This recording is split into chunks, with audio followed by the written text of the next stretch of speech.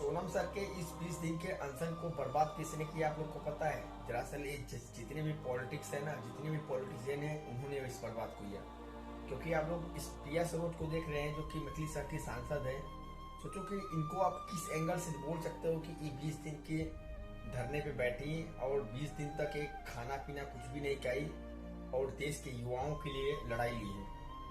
और दूसरी तरफ है डिम्पल यादव हैं, अखिलेश यादव हैं, राहुल गांधी हैं, जितने भी बीजेपी के अगेंस्ट पार्टी है ना, ये लोग सारे एजेंडा अपना फैलाने चले गए कि ये सरकार गलत तरीके से काम कर रही है और गलत तरीके से युवाओं को शिक्षा को लेके ऐसा कर रही है। सोचो कि इनके खुद के बच्चे इंडिया में नहीं पढ़ते हैं और ये बात कर रहे हैं कि ये यहाँ का जो नीट का पेपर लीक हुआ है इस सरकार की वजह से हुआ है।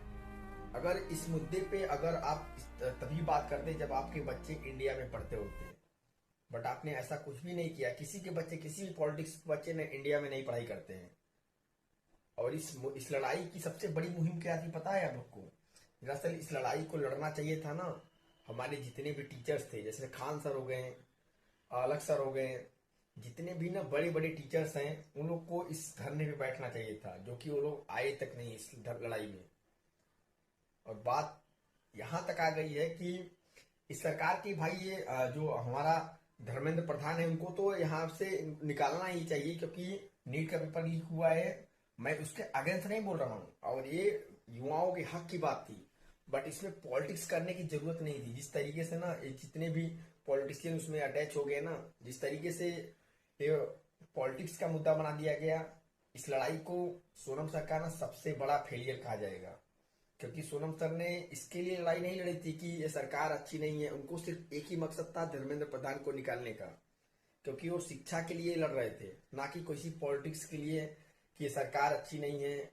सरकार की बात ही नहीं है इसमें, इसमें धर्मेंद्र प्रधान की बात है, जो कि जिस तरीके से धर्मेंद्र प्रधान ने किया है वो गलत किया हुआ है। अगर इस धर्मेंद्र प्रधान को ही निकाल दिया जाएगा तो सबसे बेटर होगा। बट इस जहाँ जितने भी पॉलिटिक्स है ना, उस सारे लोग ना चले गए वहां पे वीडियो बनाने के लिए, यहाँ पे धरना प्रदर्शन करने के लिए, अपनी सरकार को अच्छा बताने के लिए, दूसरी सरकार को गलत बताने के लिए इस तरीके की बातें की गई है। आप लोग को क्या लगता है? आप लोग कमेंट सेक्शन में बताइएगा। कुछ लोग आएंगे मुझको बताने कि तुम बीजेपी की तरफ से हो, ऐसा ऐसा बोल रहे। मैं भाई बीजेपी किसी भी पार्टी की तरफ से नहीं हूँ, बट यार जिस तरीके से ना यहाँ पे सिर्फ पॉलिटिक्स की जा रही है ना इस सोनम सर के लिए, मैं भाई सोनम सर के लिए ना मुझको सबसे बड़ी दुखी हुई है।